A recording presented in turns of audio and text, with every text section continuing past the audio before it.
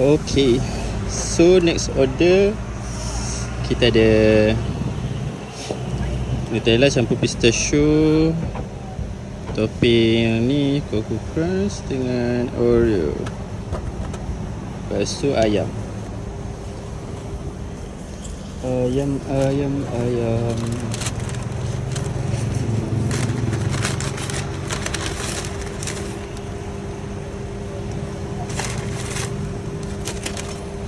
Ayam 4 ketul 12. 1, 2, 3 4. Sos cheese.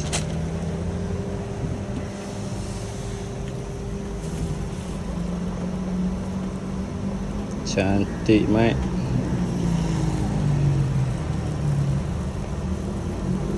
So satu box untuk pancake kita ada 10 pieces.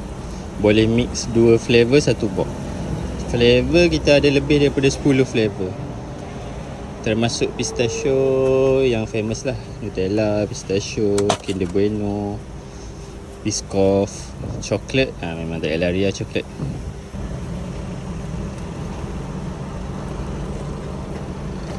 Bang, kecil ada?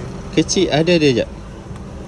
Ada 10-10 ke? 10-10 boleh, 5-5 boleh. Ya. Terima kasih bang. Kat sana cashew.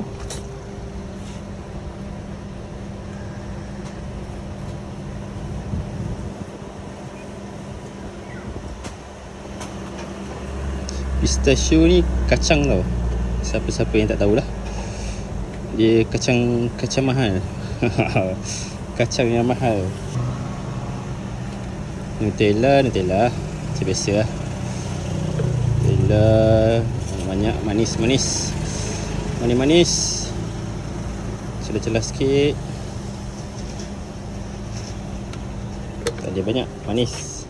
Lepas tu kita letak Coco Crunch dekat Nutella. Ini budak-budak lah suka warna-warni. Kadang mak budak pun sama naik je. Sama saja. Okay, ni Oreo. Dah siap.